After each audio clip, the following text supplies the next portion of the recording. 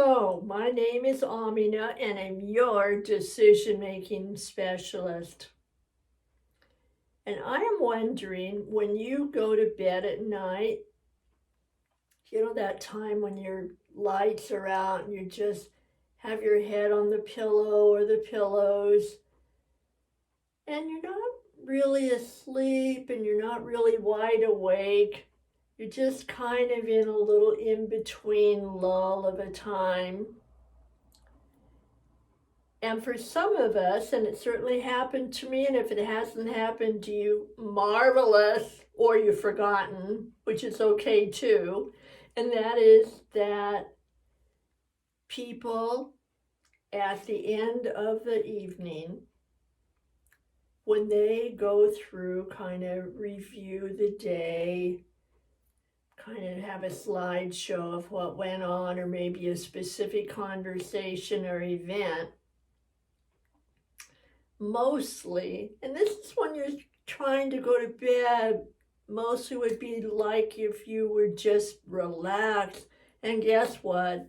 Up pops all the horrible things that you believe happened that day, or that you know that happened, and that you're still feeling. And I have an offer. If you'd like, just listen. If you want to toss it away, you can, or put it in your toolbox and bring it out some other day, except just listen, all right? That is, if when you're in that space, you can just say, thank you and not now, and go to this other space and think of three things, 3 words, 3 conversation sentences, 3 events, just little bitty pixels of it, a little eyelash of remembering that went well. That are something that while you're asleep and your brain is doing the sorting about what to keep in long-term memory and what to just let fade away, that you let your brain know these 3 things I want you to remember, because I want to take them today and have them for tomorrow and tomorrow and tomorrow. What would be the 3 things? You can actually do it right now. The idea of doing it before you go to bed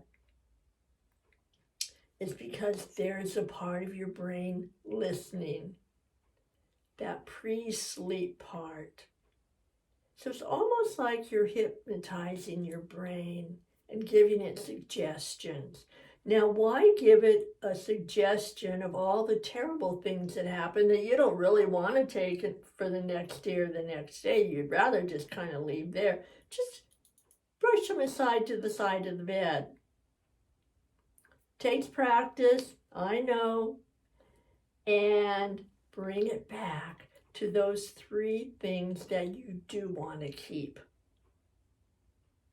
And I will guarantee you, if you will do that every night, you will build a habit to where your brain will start wandering into that room with those 3 things that you want to remember each day. You will have more than 3 things once you learn to focus on it. The very beginning, it may be a bit difficult. Stick with it. We are creatures who are very capable and appreciate the habits, because then we don't have to waste our time and our energy on brand new things all the time.